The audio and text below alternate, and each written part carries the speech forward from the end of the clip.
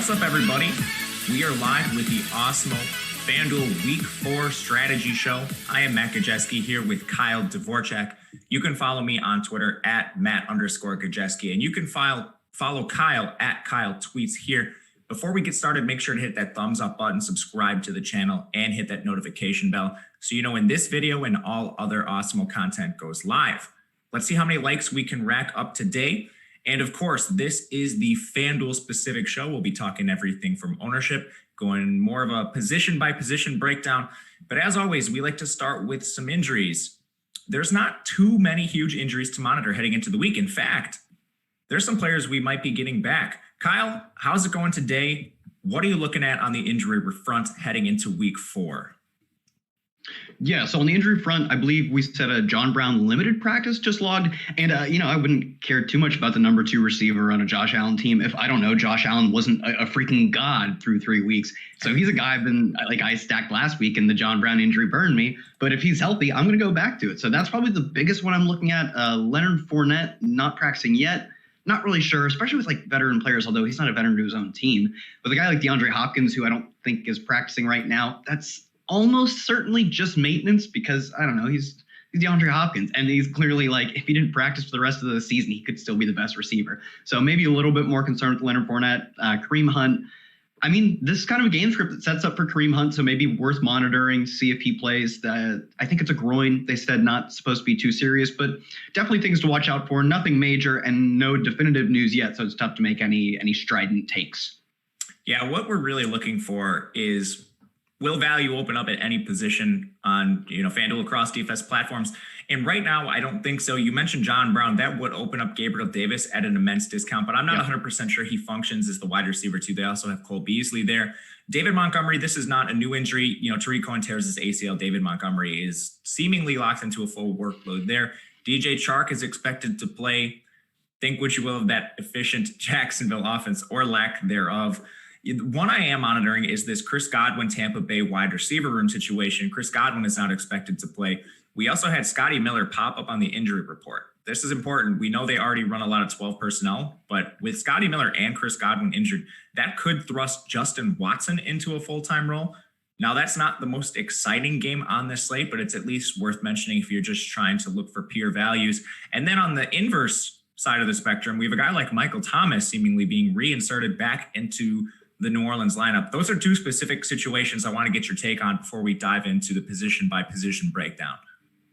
Yeah, so in terms of the Tampa Bay front, 25.5 implied team total. I think on a normal, last year we would have said, 25.5, that's not bad. It seems like every team at this point is, 25.5 would just be the standard, might even be below average because there's so much scoring in the NFL right now through 3 weeks. But I would be interested in Justin Watson, and I do think they would probably end up running more, like you said, I think 12 personnel, they'd kind of be like Philadelphia. 12 personnel could just be their base format because Justin Watson also, I believe, has missed some time, or at least some practices throughout the year with a shoulder injury. I think beyond him, they have Tyler Johnson, who they had to call up. He was a practice squad player. They drafted him, and I think it was a day 3 guy out of Minnesota. They drafted him day 3, didn't expect much from him, and they ended up cutting him. So really, their receiving room is especially thin. So you do have to start, maybe considering some of the tight ends they have. Gronk came back to life last week. O.J. Howard, I love O.J. Howard, but not sure if I'm ever going to go back to that well. And was Michael Thomas the other one you wanted my take on? He's really good, I think. That's my take on it. Not so much what it does for Michael Thomas, but Kamara is getting a lot of steam this week. Just maybe how it affects the overall offensive outlook of New Orleans. Yeah, so I think you do have to knock the Kamara projection a bit, but you're knocking it from him being by far and away, without a doubt, the number 1 running back in football right now to probably still the number 1 running back in football right now. Going from 14 targets to 10 targets still makes him the most used receiver as a running back in the NFL right now, sans Saquon Barkley and sans Christian McCaffrey. So maybe it closes the gap between a guy, him and a guy like Zeke, but I still think he's the number 1 back, even if he's just getting a measly 8 targets a game, which honestly, from what we saw from their receiving room out of Traquan Smith, Emmanuel Sanders, I wouldn't be targeting those guys either. I'd be targeting Michael Thomas and Alvin Kamara, and that's about it. And it also does fit with the MO of Drew Brees, who at this point is looking to make 2 to 3 8-out throws at most. So I think Alvin Kamara, maybe even more than Michael Thomas, honestly fits his physical limitations at this point. Sure, a small knock, but I still love Alvin Kamara. Yeah, I love him too. I think Michael Thomas' insertion to the offense will only make them more efficient overall. A couple other injuries before we move on. Jared Cook, not sure if he'll play. Chris Carson's actually practicing already, despite what looked like a scary and dirty play. Chris Carson already has retaken the practice field, so I'm not looking at Carlos Hyde any way, shape, or form right now. We know Cam Akers is still unlikely to play. Perhaps Darrell Henderson thrusts himself into even more of a workload after he vastly outperformed Malcolm Brown last week. And it looks like Henry Ruggs will sit again. You know what that means? Tee up Hunter Renfrow, man. Going to any of those players potentially. I kind of like Hunter Renfrow, especially because I've talked about being interested in Josh Allen stacks. I don't think normally I would be in on Hunter Renfrow. Like we've talked about it before. I believe last year he had some crazy high efficiency numbers, but it basically came because he had 2 long breakaway runs out of the slot. Maybe that is his MO, is that he can make plays out of the slot. But his profile coming out of college was not of that. I will say that's a lot of volume. It's a decent run back spot. And he's probably not going to be crazy high owned. They're without Henry Ruggs, Bryan Edwards, and entering the season, Tyrell Williams was a starting receiver on the outside for them. So their top 3 options outside of Renfrow in terms of wide receivers are all out.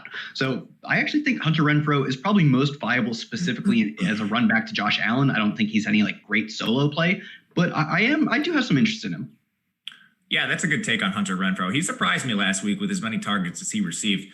But we're going to pivot over to the quarterback position, and I have a kind of a contextual question. I think it parlays well with what we're seeing at quarterback. We have 8 games totaled above 50 points. Naturally, the way the pricing algorithm works on these sites, Fanduel specifically, we're going to get some incredible values, some players in phenomenal spots with lower prices and therefore elevated ownership. So a couple names on Fanduel specifically, we have Dak Prescott, 8,200, Deshaun Watson, 7,800 for Deshaun Watson. I mean, like, how can we not eat some of this chalk today? Is there one you like specifically in this chalky range? Anyone specifically you're willing to eat the chalk on? Yeah, I would say in terms of who I'm most comfortable eating the chalk with, I do think they're all, they're chalk for a reason. They're quite good plays. I'm looking more at Russell Wilson, Josh Allen than I am at Dak Prescott and Deshaun Watson. That's our number 3 and 4. Spicy. Yeah, it's our number 3 and 4 owned quarterbacks versus our number 1 and 2. Russell Wilson has just been the best quarterback in football, maybe by a significant margin in terms of how efficient he's been. His Miami defense is unlikely to put up much resistance. But on the other side, they do have a very solid run back options in Gajewski and in Parker. And Fitzpatrick can absolutely go off in spurts. Sure, he can lose you games, but I don't care. I'm playing, this is tournament talk. I'm looking for first. I do think this is weird to say, I think out of Miami, Cleveland, and Minnesota, honestly, I think the most exciting run back options and the most exciting opposing offense, at least in terms of their ceiling, it's probably Miami. Cleveland and Minnesota just don't want to get into shootouts. Their MO is going to be trying to play efficient running games, which I think it's fair to say that they both should have above average running games. But that's not what I want in my run back. I want a crazy quarterback like Ryan Fitzpatrick as my run back. Maybe on the Las Vegas side, I don't exactly have that argument to make, but I do think it is so concentrated to Darren Waller and Hunter Renfrow that Buffalo, although, maybe it's not quite the exciting shootout, I still think it's fair to look at those Las Vegas runbacks. I really think, though, for me, it's just the runbacks that make Seattle probably my favorite stack because Dak is awesome. Deshaun is awesome. Russell Wilson and Kyler Murray are all awesome. But only one of these guys are facing Ryan Fitzpatrick. So I kind of think that's where my lean is going to be based on just trying to build the best stack possible. From a game stacking perspective, that makes a lot of sense. A team like Cleveland, if they get up in the game, we know what they're going to do. They're going to try to run the ball. If they're down in the game, there's a strong chance we've had Baker Mayfield playing poorly for at least some stretch of time. That doesn't mean he can't, will the Cleveland Browns back into the game with Odell Beckham, Jarvis Landry. It's certainly possible. But to your point, I do think that full game stack might be a little less viable than some others we're seeing on the slate. So I do agree with you. Dak is fantastic chalk. They're running so many plays and passing at such a high rate. He's fine. But as far as a full game stack, it might be a little hard there. With these quarterbacks, so many of them, so many games above 50 points, I was surprised to see Patrick Mahomes on FanDuel specifically. He's 8,700. He's coming in sub 6% ownership. We have Lamar Jackson, of course. Lamar Jackson always pushing for the most expensive player on the slate. 4.1% ownership. The upside on these two players is absolutely undeniable, and it appears we're getting some leverage on them. Any interest? Yeah, I actually think that's one of the solid pivot plays on the slate, especially on FanDuel specifically, because it is much more viable to pay a little bit more for a quarterback. And ironically, you're not actually paying the most. You're paying less than Lamar. You're paying less than Russell. And sure, like the fantasy points have been a bit less than Russell Wilson, but this could be the highest scoring game we've seen Patrick Mahomes play in all year versus a New England offense that went from, in the past few years being efficient, but just kind of wanted to run the ball, play good defense, and make it to the playoffs with the first round bye. Now, man, with Cam Newton in the lineup, I think they're playing a more fun and aggressive style of football. Still a ton of running, but when you're up versus Patrick Mahomes, that might not be on the table. So we talk about run back options. I like the run back options. And because it's FanDuel, you have a little bit more leeway with your pricing. You're okay paying up for a Patrick Mahomes and Travis Kelce stack and maybe running it back with the Sammy Watkins. That still leaves you a lot of salary on the table. And we do have enough good value running backs that you're still pretty much free to do whatever you want. You can still pick a game that has a high total to be your secondary stack. So I think because of the pricing on FanDuel, a little bit more generous with the salary they give you, stacking Patrick Mahomes at sub 6% ownership is an incredibly viable pivot off of some of the more chalky plays. I like that for sure. We had a really interesting question in the chat regarding the Minnesota-Houston stack specifically, and it regards the run back. So I'm guessing in this hypothetical situation, he asked about running Dalvin Cook on the run back. So presumably you have a Deshaun Watson, maybe a Will Fuller or something like that. It's about the viability of Dalvin Cook. On this particular slate, Dalvin Cook is a little bit cost prohibitive at $8,700 on FanDuel specifically. He's priced in the same tier as Ezekiel Elliott and Alvin Kamara, who I certainly prefer 1-for-1 over Dalvin Cook. But if that is your game stack, I think I'm okay with it. What do you think about that? Yeah, I don't think you necessarily have to shy away from playing a running back as the opposing stack because the scenario would set up that a team that gets an advantage is able to run the ball more. But I generally shy away from that because if the game just does shoot out back forth, that typically comes as a passing stack. So unless the running back has extreme pass catching upside, I'm really mostly looking at, now we don't even have some of these guys, but I would say like your Aaron Jones, Alvin Kamara, there's not a ton of guys that I feel they can get there solely through receiving.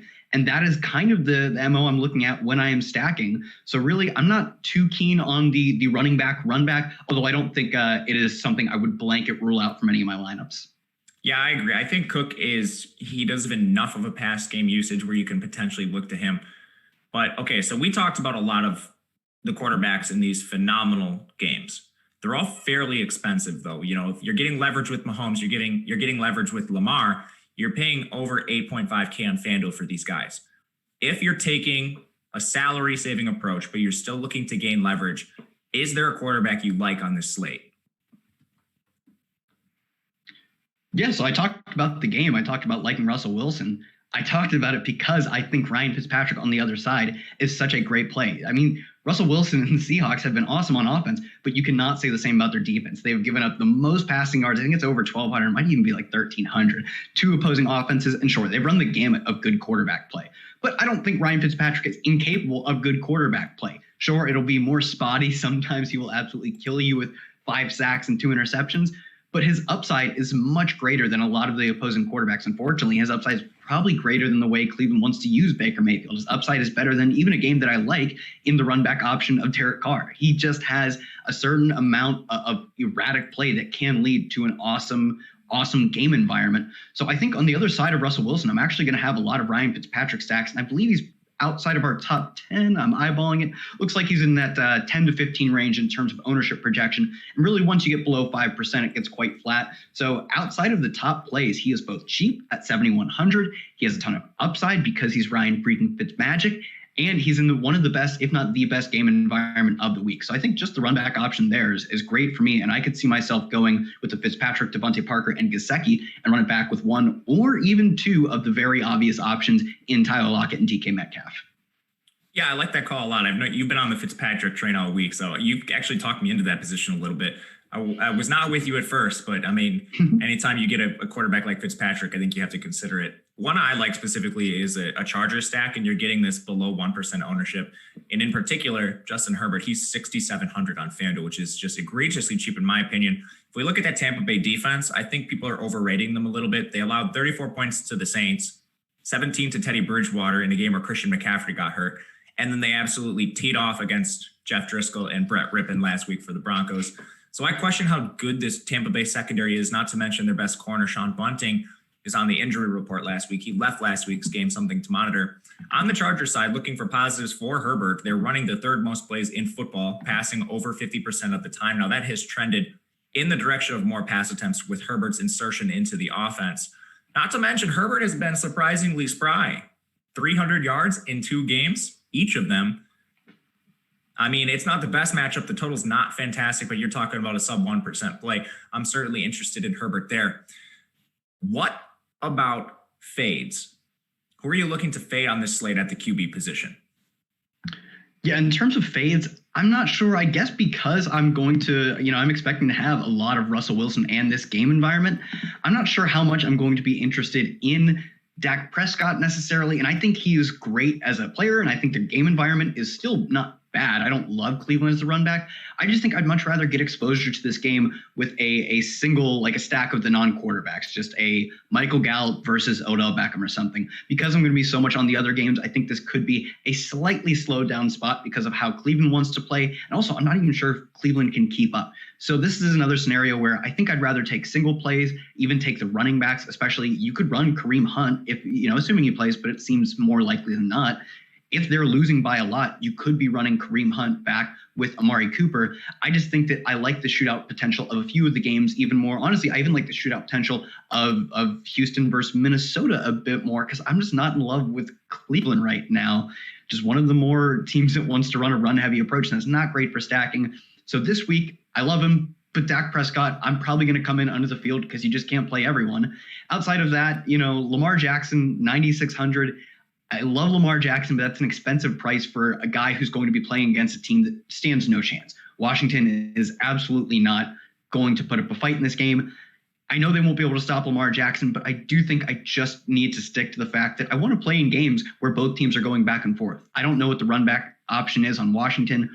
With Dwayne Haskins under center, I can't feel confident about playing Terry McLaurin as the run back to a Jackson stack. And although you don't need the run back, when I'm building stacks, I'm not doing it because I think it gives me the most possible points in the slate. I'm sure if you look back at every other slate and you optimize by total points, you would not always get like quarterback, wide receiver, opposing wide receiver. It makes it so that I can more easily achieve a 99th percentile outcome because you don't have to pick one out of every 70 to 80 of the wide receivers at all of your wide receiver spots. So when I know that but when I don't feel confident that even if my Lamar Jackson stack hits, that I've made another good call by a run back, it makes me off the game in a pretty hard sense. So I love Jackson, but that price is still high. There's no run backs I feel good in, and kind of the same with Prescott to a lesser extent. You're talking to a guy who stacked Dwayne Haskins in week 2 in that Arizona matchup, so you do not have to convince me about stacks on the Cleveland side. With that, let's move on. I don't really have anything to add. I'm with you on the same fades. At the running back position, we are seeing expensive chalk again. Fanduel, not exactly the most cost prohibitive slate. So if you want, you can certainly jam in some studs. At some point, you have to decide, you can't just play Kamara, Zeke, Lamar, but you can get 1 to 2 of these guys comfortably and feel good about your lineup. Now, at the running back position, we have Kamara, 8,800 on Fanduel, over 27% ownership. We have Zeke Elliott, 9K flat, one of the most expensive players on the slate. He's pushing 25% ownership. And I think the avenue that is opening this up is David Johnson. He's 6,700, 22% ownership for DJ. Are these 3 running backs going to be chalky, and not only chalky, but duped in the same lineup is kind of my question. Sometimes you have these low price running backs that open the avenue to get the expensive players. Is that what we're going to see in week 4? Yeah, I do think we'll see a lot of David Johnson paired with one of Alvin Kamara or Ezekiel Elliott, potentially all 3, but that does kind of prohibit what you can do at quarterbacks. So I think we're going to see a lot of David Johnson used as the way to, pave the field to get Zeke or Kamara. I would say it's not super likely that both appear in a ton of lineups together, but I think maybe just one way to pivot is just go Ezekiel Elliott and any other cheap running back. Mike Davis, I think, is a very solid play this week. I looked at James Conner. Thought he was a good play for a second until I remembered that we won't get James Conner when he's healthy. I like James Conner a lot. He won't be playing this week. Joe Mixon at 6,800, 100 more than David Johnson. I don't love Joe Mixon, but versus Jacksonville, I think any running back is viable. for, 800 more, Jonathan Taylor coming in fairly low owned, maybe his team actually doesn't score 2 touchdowns and get the privilege of benching their star running back in the second half. So I think if I'm playing any of Zeke or Kamara, it's never going to be with David Johnson, because I do think, one, you just eat a lot of chalk there, and you eat a lot of chalk that is probably correlated to each other, because they, it helps rostering them. It helps rostering Ezekiel Elliott if you don't have to pay a ton for David Johnson. So I think generally I'm just going to come under the field on David Johnson, and that doesn't prohibit me, and it probably allows me to be more confident in my Zeke and Kamara plays, both of whom I love this week.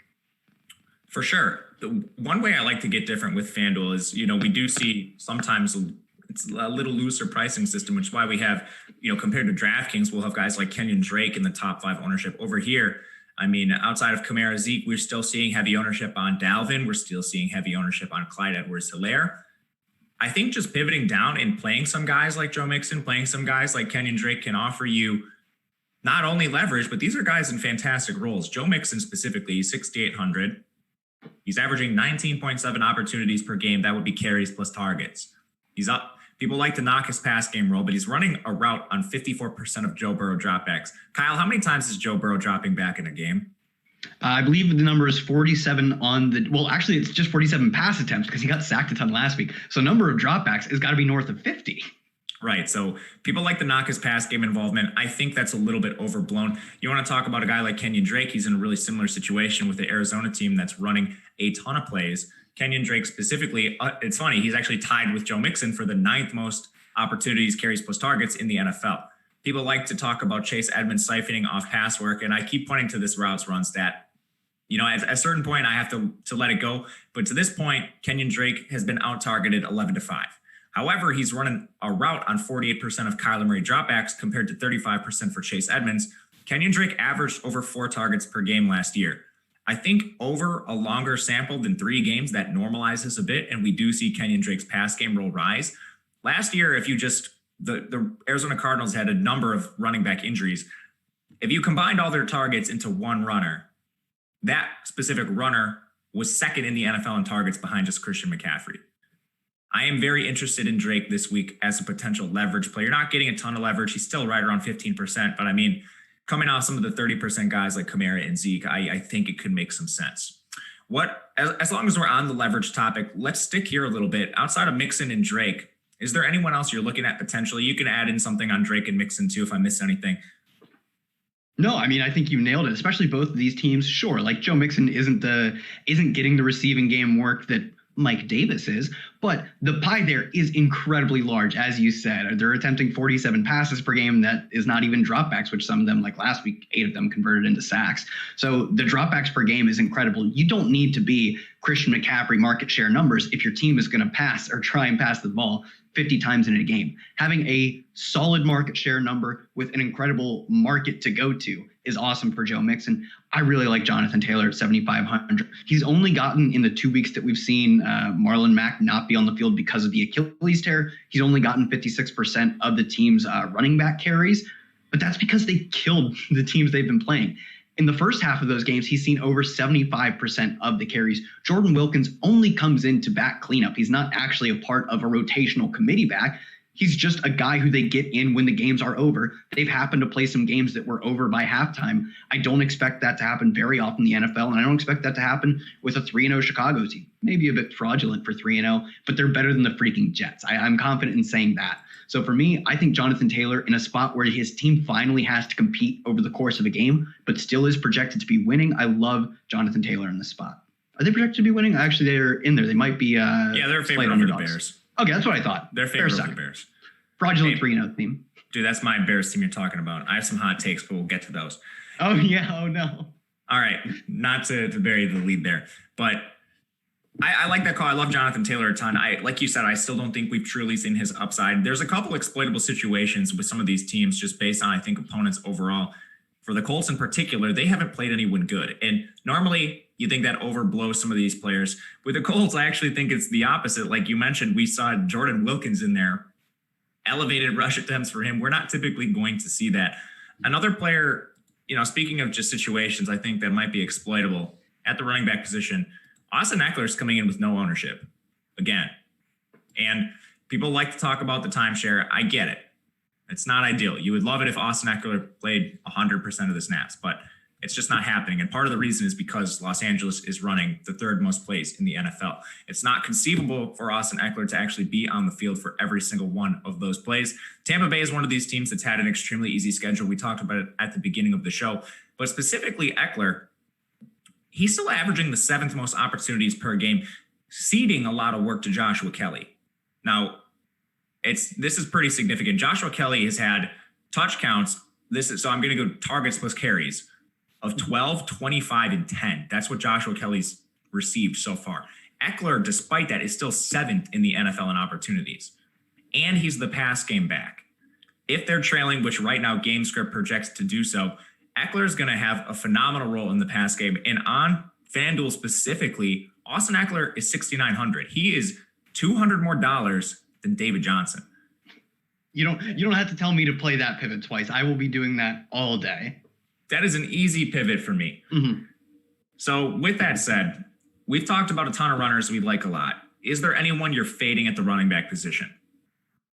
I mean, we talked about it already, so I won't hit on it too hard. David Johnson, just a guy that his ownership is going to be high, not quite as high as his own DraftKings, but I think the opportunity cost is so high or so equal. The opportunity cost, there's really no difference, no reason you should like him so much more than Austin Eckler that you can't take the 15 to 20% ownership discount. So he's a guy I'll be off of. I think the ownership is more correct on Kamara and Elliott than it is on Dalvin Cook. I'd probably rather be playing those guys. I like the Kamara receiving game more. I like the Ezekiel Elliott touchdown upside more on a better offense in Dallas. So I think because I'm going to those guys, I just won't have much, if any, of Dalvin Cook. Josh Jacobs, I know we've seen him play well as a receiver.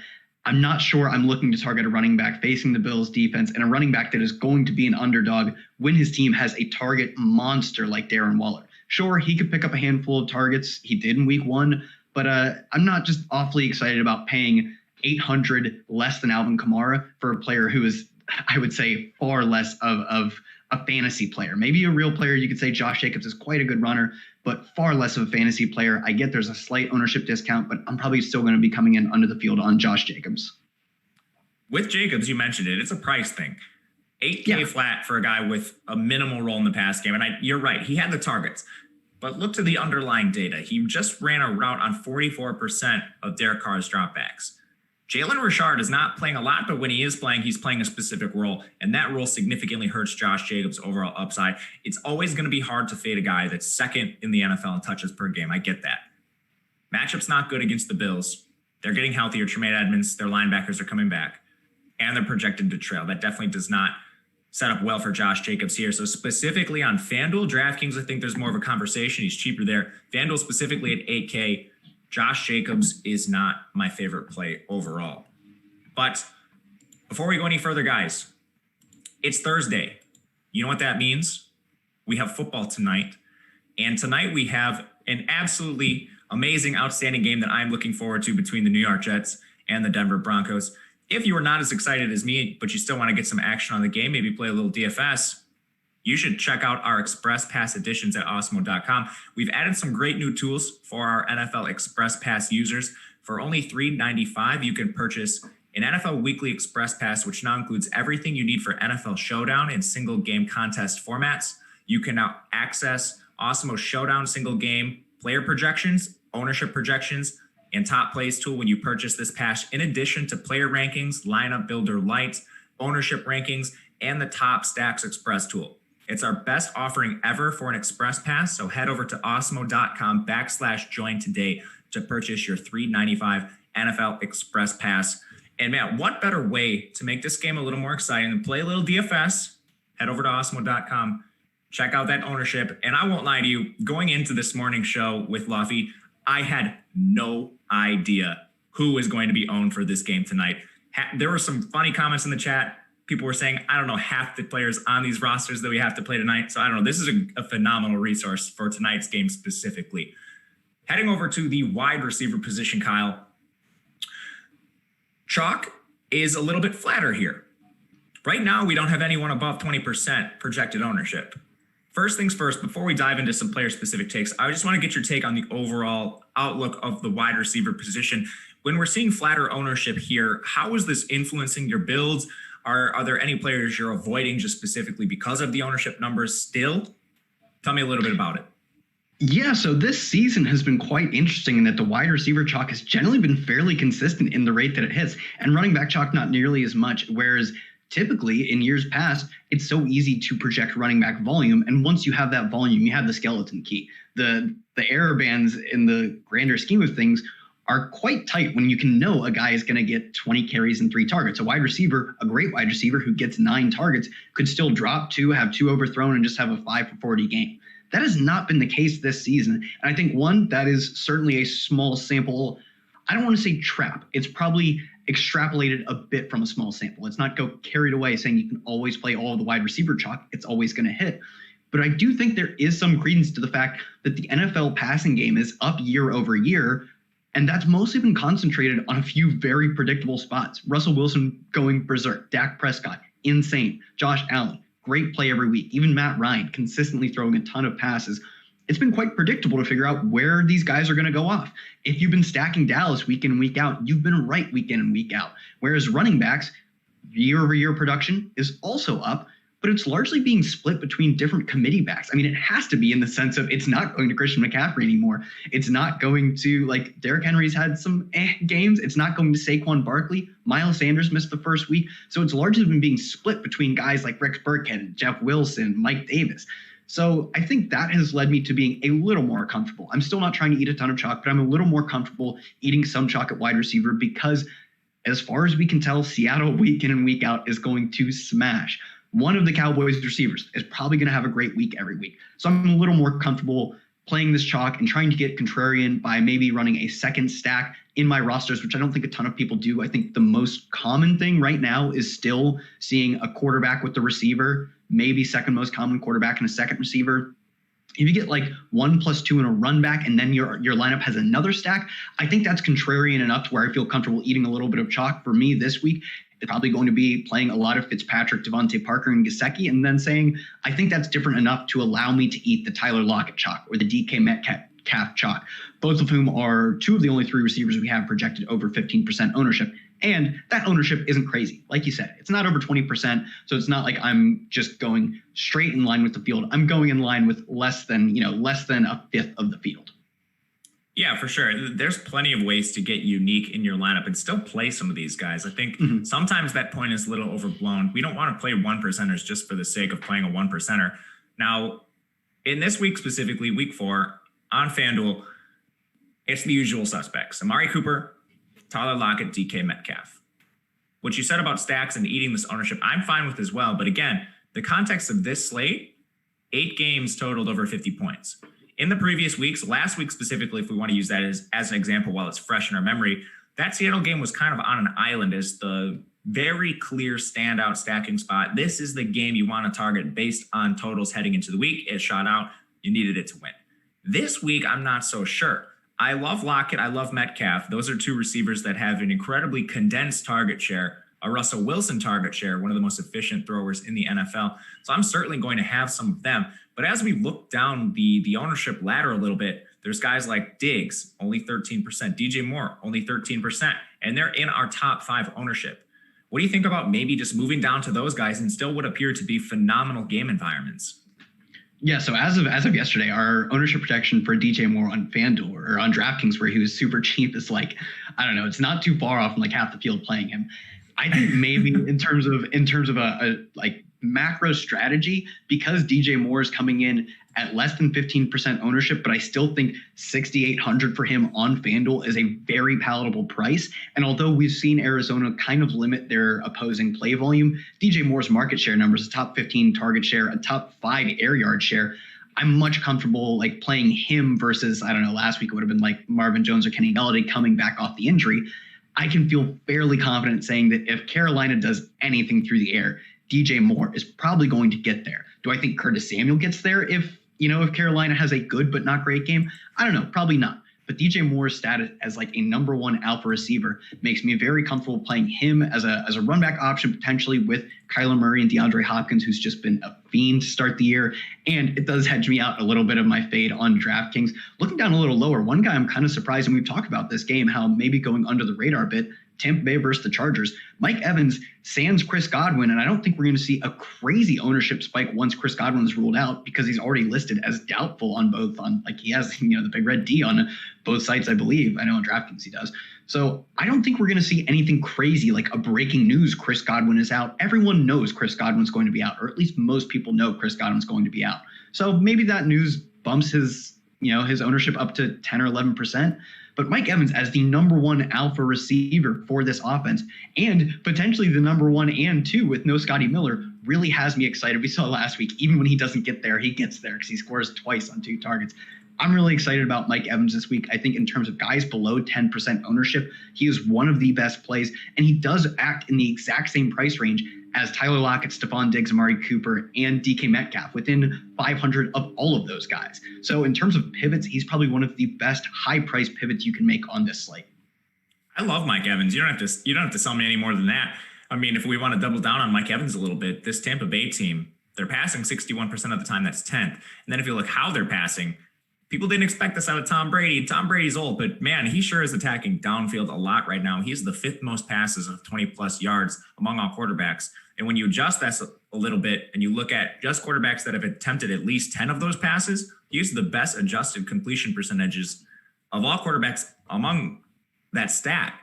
Obviously, that blends well with Mike Evans' skill set. He is a downfield attacking receiver. And you want to talk matchups, they just put Chris Harris on injured reserve. So this is a Chargers defense not only losing Chris Harris, Melvin Ingram's also on injured reserve among a number of players. So I'm certainly interested in that Mike Evans stack for sure. If we want to talk like other games that project for some ownership or where we might be able to get leverage within the game, I'm still pretty interested in stacking Josh Allen and Stephon Diggs. We haven't talked much about this stack, just a little bit at the beginning.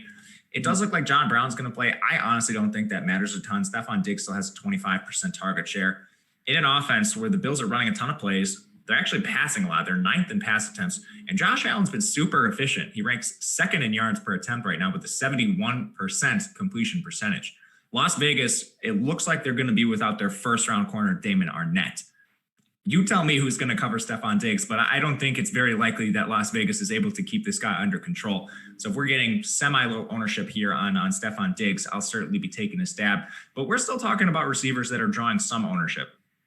If we're getting off the board even more, looking for some low owned leverage, where are you looking? So there are a few plays I think you can definitely look at when we talk about in the same game. Hunter Renfrow under 5%. A few plays that I think you can go to at even lower. One, I do think, Marquise Brown is coming up at less than 1% ownership. I'm not stacking Baltimore, but I do think versus Washington, Marquise Brown is a guy who we've seen go off. Like I talk about Ryan Fitzpatrick, where sure, Ryan Fitzpatrick can have a bad game, but he can also have maybe a ceiling that very few other players possess. Marquise Brown, anytime he goes under sub 1%, flashing lights go off in my head that I want to be over the field on him. And it doesn't take much to be over the field on his 0.6% ownership. I think he's a good way also to get exposure to Lamar Jackson without actually having to pay that price and having to commit yourself to a game that, while I think features points from one side, really doesn't have a great chance to go crazy on the other side. So he's a guy that I think at his ownership, you just have to really be excited about. And then Kenny Golladay, we saw him come back. He had a fine, not crazy explosive game. But I think as we get basically more and more practices logged for Kenny Golladay, he's going to be better and return to last year's form where he was one of the true alpha downfield stretchers where he could just go up and beat defenders on 50-50 balls multiple times in a game. And I do think this game environment in New Orleans versus Detroit is a little interesting because the options in it are so clear. I love Alvin Kamara. I love Michael Thomas, who himself, I don't know what capacity we see him at, but man, 90% of Michael Thomas is still quite freaking good. So I think that's another game that I'm not sure if I'm going full on stacking. I kind of have my stack solidified as of right now. I could very much see a secondary stack, just Kenny Golladay versus Alvin Kamara. I think that is a great secondary stack. You don't have to commit to dusty old Drew Brees, but you still get a lot of points on the board, potentially. I like that call, avoiding Drew Brees. What I'm particularly interested in is Keenan Allen. We talked about this Chargers at length, so I won't labor their offensive points already. But Keenan Allen, of course, with the insertion of Justin Herbert, has seen an absolutely ridiculous target share. He's up at 34.5% of the targets. Mike Williams is banged up. Right now, Keenan Allen's sub 4% ownership. So just going to point that out. As far as fades, we can't play everybody. We absolutely cannot play everybody. I think there's a number of players in expensive spots. There's also some cheap players. I kind of want to fade this week. And one in particular that I'm seeing a decent amount of ownership on is these Rams receivers. And the Rams, both of them, Robert Woods and Cooper Kupp, are coming in around 10%, a little bit more than that on FanDuel.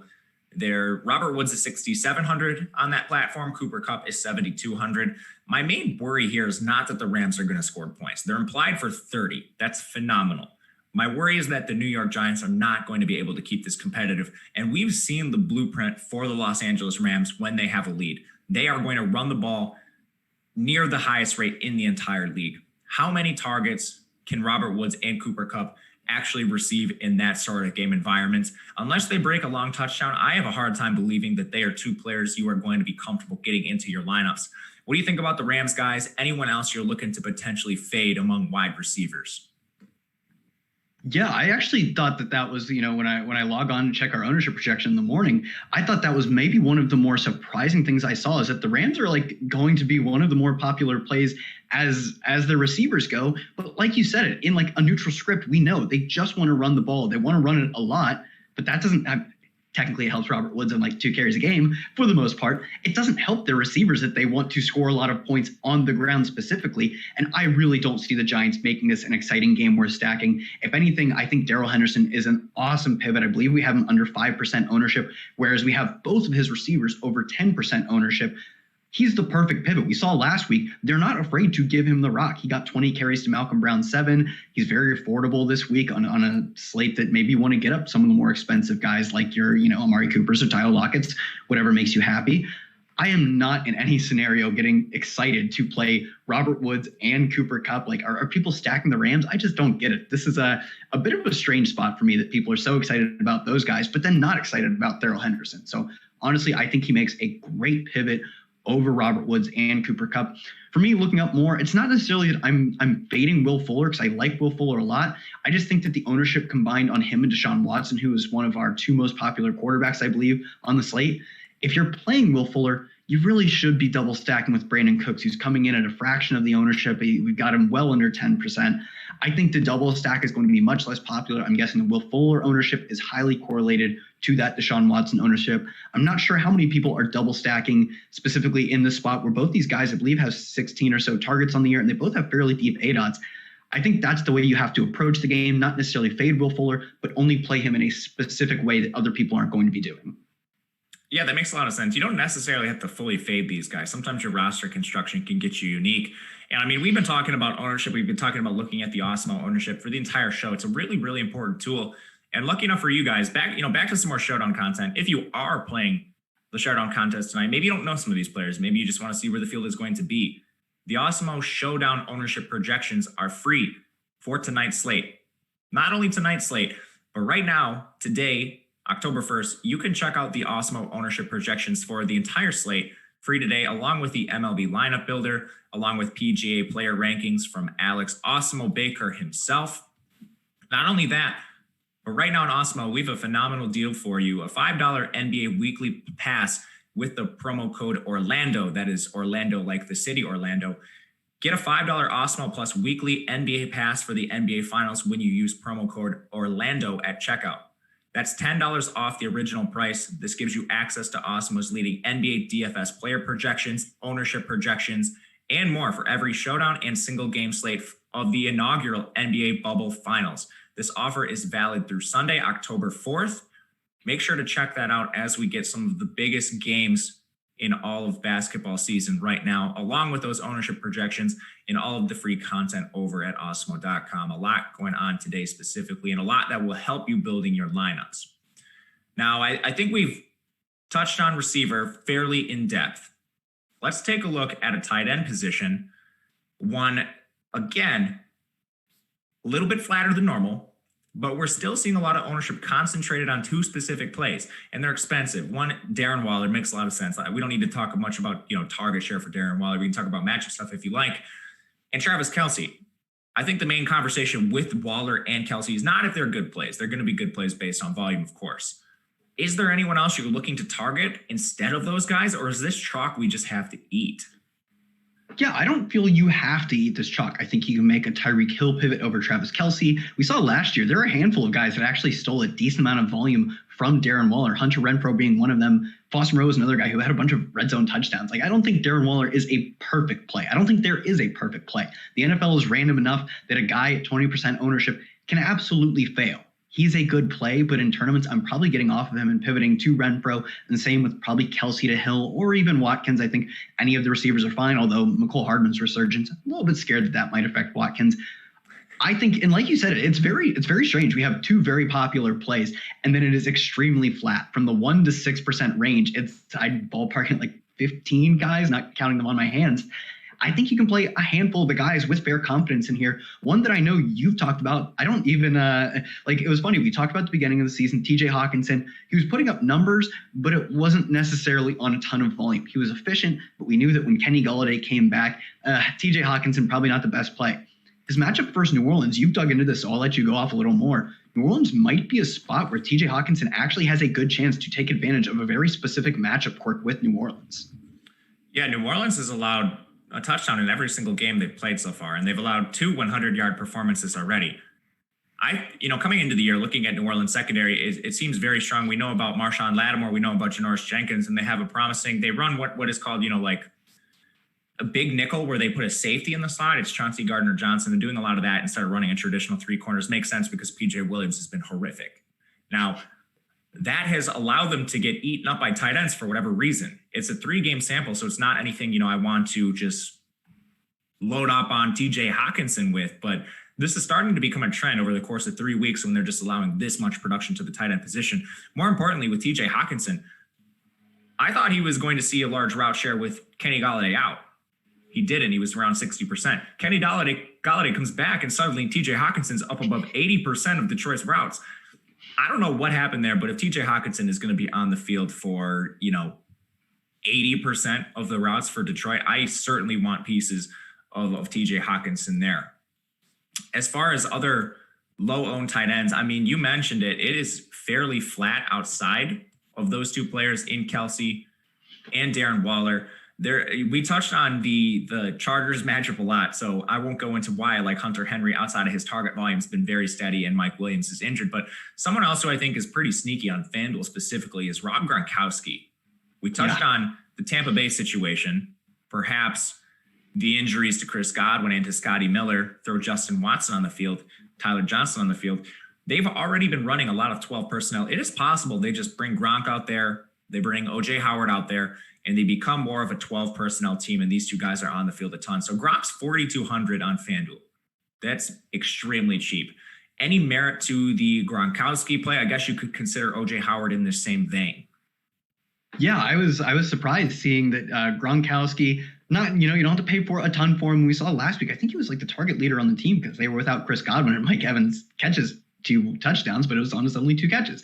So Gronkowski, I'm scrolling and I'm thinking, oh man, tight end's getting pretty thin here. Ryan, we've got Ryan Izzo at 1%. Ian Thomas might get some run from people. And I'm like, wow, I thought we had more good tight end options. And then Gronkowski pops up at under 1% ownership. I am as true of an ageist as it comes to in fantasy football. I think T.Y. Hilton might be dust. AJ Green might be out of it. But if Gronkowski is going to take the field for almost every single snap because they don't have wide receiver depth to make any other choices in a game that we're targeting, I think it absolutely makes sense to go to Gronkowski under 1% ownership. There are so many guys projected ahead of him and priced ahead of him that I would take him over. His ownership to me just makes it such an obvious play. I don't love Gronk, but I love getting contrarian pivots like this. Agreed. There's about 150 of you guys in the chat. Make sure to hit that thumbs up button. It is the best way to support us over at Awesemo and Kyle and myself. To bring you behind the curtain a little bit, Kyle and I don't like these dusty old players.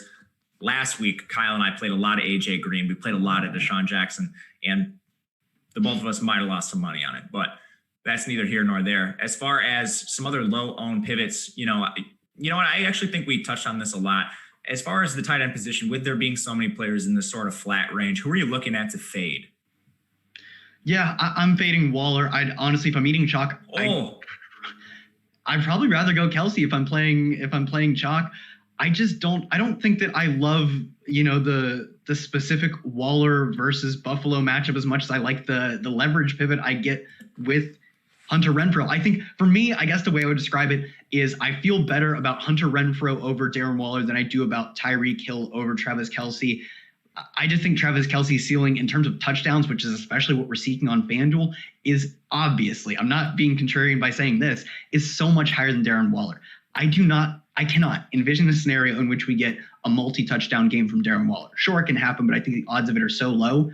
That's within Travis Kelce's range of outcomes every week. And although he faces a good New England defense doesn't matter to Patrick Mahomes. We saw that versus Baltimore. If I'm taking chalk, and I really think there's only two plays that you can say like be contrarian and fade, it's Travis Kelce and Darren Waller. If you make me pick one, I'm rostering Kelce. I'm leaving Waller on the cutting floor. Are you on the other side of this? If we're saying basically there's two guys that are going to be popular outside of that, you've already done a good job getting off the chalk. Yeah, I mean, ownership's really flat at tight end. I'm not sure how much you're gaining fading these guys, but if I had to pick between fading Waller and Kelce, I'd certainly prefer Kelce.